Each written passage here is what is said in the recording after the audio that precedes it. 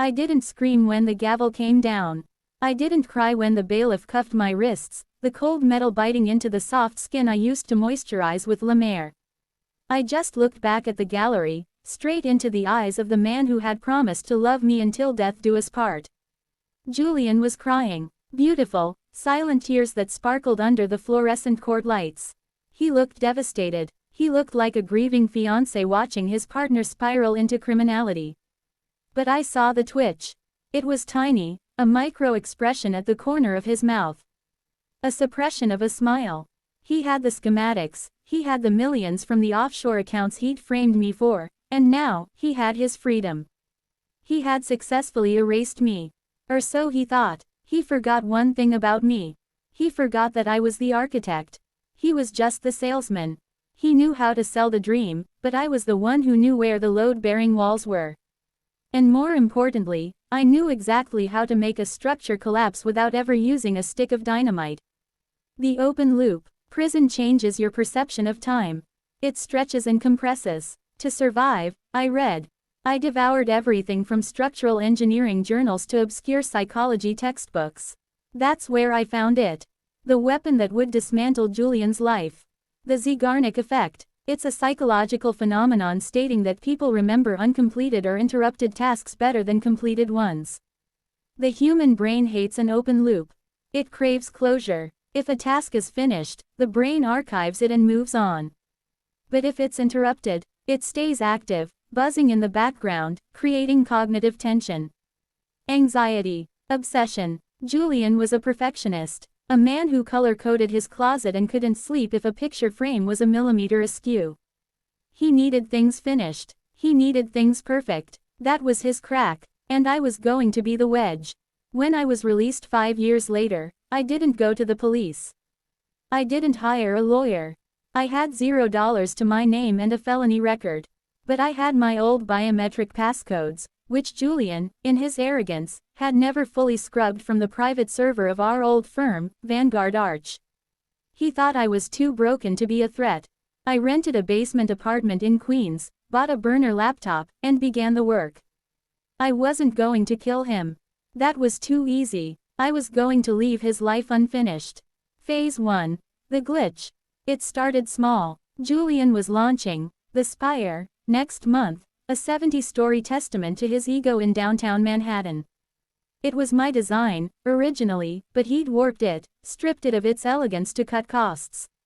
I hacked into his personal scheduling assistant. I didn't delete his meetings, I just moved them. 5 minutes forward, 10 minutes back, just enough to make him late, but not enough to look like a hack. Then, I accessed his smart home system. He would wake up to the coffee machine grinding beans, but it would stop halfway through. The water wouldn't pour, he'd have to restart it. He'd listen to his morning jazz playlist, and I wrote a script that would cut every song off exactly 10 seconds before the end. No resolution, no final chord, just silence. I watched him through the security cameras I'd tapped into. He'd stare at the speakers, tapping his foot, waiting for the beat that never came. He looked annoyed, rubbing his temples. The cognitive itch had begun. I started sending him emails from anonymous servers. Subject lines that read, regarding the flaw in the foundation. The body of the email. Blank. I sent one every Tuesday at 3 a.m. By the third week, the dark circles under his eyes were visible even on the grainy security feed. He was hiring structural engineers to recheck the spire's foundation. They found nothing, of course. Because there was nothing to find. But the suggestion of an incomplete safety check, the open loop of a potential disaster, was eating him alive. Phase 2. The interruption. 2 months in, Julian was fraying. The Zeigarnik Effect was doing exactly what the textbooks promised. His brain was retaining the stress of these unfinished interactions, stacking them up like unstable bricks. I escalated. I knew he was courting a Japanese conglomerate for a buyout. This was his exit strategy. He invited the CEO, Mr. Tanaka, to his penthouse for a final dinner. I accessed the HVAC controls. Everything was perfect. The wine was breathing. The steak was searing. Julian was charming. Then, I set the temperature to rise by 1 degree every 10 minutes. It was imperceptible at first. But by the main course, Julian was sweating. He loosened his tie. He checked the thermostat. It read 70 degrees Fahrenheit, because I'd rigged the display to lie. The room was actually 85 degrees Fahrenheit and climbing. Then, I triggered the door ajar chime on his security system. Ding dong. He went to check. No one there. He sat down. Ding dong. He checked again. Nothing. Ding. I cut the sound halfway through. Julian slammed his hand on the table. Mr. Tanaka looked concerned. The deal wasn't signed. The dinner ended abruptly, leaving the negotiation, you guessed it, unfinished. Later that night, I watched Julian tear the security panel off the wall, screaming at the wires. He was looking for a bug, a glitch, something tangible. But he couldn't find the ghost. Phase 3. The missing piece. The gala for the Spire's opening was the deadline. This was the moment he lived for. The completion of his masterpiece. I decided to attend. I didn't sneak in. I walked in. I wore a red dress that cost more than my rent, stolen, ironically, from a boutique he invested in, and a mask of absolute confidence. The room was filled with New York's elite. Julian stood on the podium, holding a glass of champagne. He looked terrible, gaunt, his eyes darting around the room. He hadn't slept in days, obsessed with the foundation flaw I'd hinted at. He spotted me. He froze. The microphone fed back with a screech. The crowd went silent. I smiled and raised my glass. I mouthed 2 words. Checkmate, Julian. He dropped his glass. It shattered. He rushed off the stage, instructing security to grab me. But I didn't run. I let them escort me to the VIP back room. I knew he would come. He needed to know. He needed the closure. He burst into the room, chest heaving. What did you do? He hissed, grabbing my shoulders. What did you do to the building? Where is the flaw? Hello, Julian, I said calmly. You look tired. The emails. The foundation. Where is it? I've had 3 teams sweep the basement. What did you change in the blueprints? I leaned in close, whispering into his ear. I didn't change the foundation, Julian. I changed the dampeners on the 70th floor.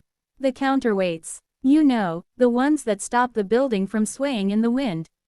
His face went pale. The tuned mass damper. You couldn't have. I accessed the fabrication files 6 months ago, I lied. I altered the density variable by 0.4%. It's fine right now, but once the ballroom fills up, once the vibration of 500 people dancing hits the resonant frequency, the dampener won't counter the sway.